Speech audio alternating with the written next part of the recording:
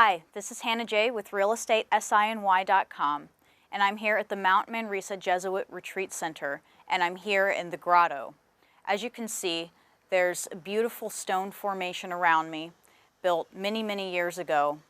And today I'm going to interview Jack Bolenbach with the Save Mount Manresa Committee. We're going to talk about why you should look into or possibly get involved with saving the Mount Manresa Retreat Center.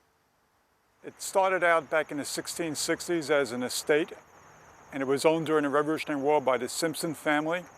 It went through a series of owners, and in 1860 it was purchased by Myers.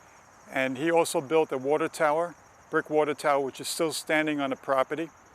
He built a grotto back in the 1860s, and then the property was purchased by the Jesuits in 1911. The Jesuits owned the property for about 102 years, and they announced the sale of the property a year ago in March of 2012. And the community became very upset because this beautiful property, 15 acres, a beautiful landscape, would be destroyed, and it would be townhouses and apartment buildings on this lovely site that should be a city park. It should have been designated a natural area, and some of these landmark buildings should have been actually landmarked, these historical buildings, but they weren't. So the Committee to Save Mount Manresa was formed. There was some impropriety from the Jesuits because for the past 3 years prior to that, they were in the process of getting donations to keep the property open for another 100 years. And the Attorney General of the state of New York discovered that it didn't make sense what was happening, so they put a stop to the sale. And then the Committee to Save Mount Manresa with elected officials went before a judge, Judge Troyer, who put a temporary restraining order about a week later in the first week of August. And then a couple of weeks after that, another court appearance occurred, and he put another restraining order until the 1st of October. In the meantime, there's been a lot of discoveries on the property. Some of the trees are very old-growth trees that are very rare and valuable. These trees, some of them date back 400 years. So it shows that the property has not been disturbed, most of the property, and it's pretty much unique for Staten Island and New York City. And there's a lot of migratory birds that use this property, and the property actually gives out a lot of oxygen and benefits to the surrounding population.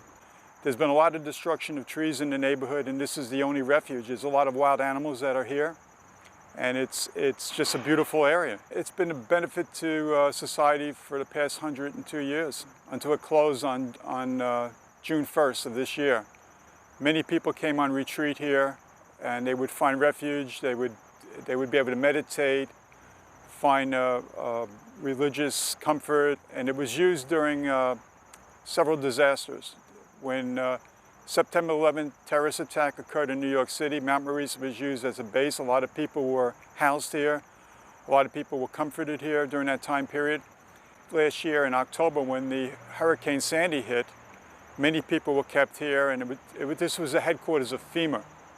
So this site's been used for generations for benefit to society. We're trying to do some fundraising right now. Vito Picone is a famous artist from Staten Island. He had a #1 hit back in 1958.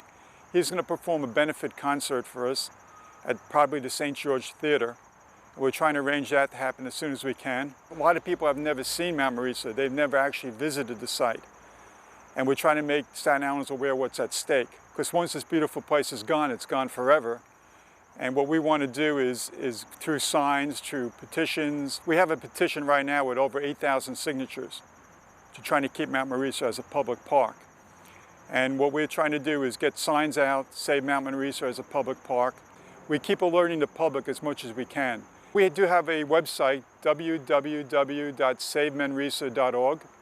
And I'd like everybody to take a look at that, and it's pretty much up to date. We have support from Protectors of Pine Oak Woods, from the Staten Island Preservation League, and from Blue Heron Park, and from Serpentine Commons. These are some of the major environmental groups on Staten Island.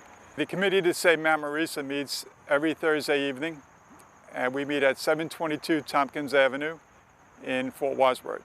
It's right between Fingerboard Road and Holland Boulevard on Hope Avenue and Tompkins Avenue. We meet about 7:30. And you can come, and you're invited to come and discuss Mount Manresa and help out. We need all the support we can get. And we're hoping that Staten Island comes out and supports us and supports the community and gets the park that they deserve. Thank you for joining me, Hannah J. with realestatesiny.com at the Mount Manresa Retreat House in Staten Island, New York. Be sure to look into preserving this national treasure for New York City.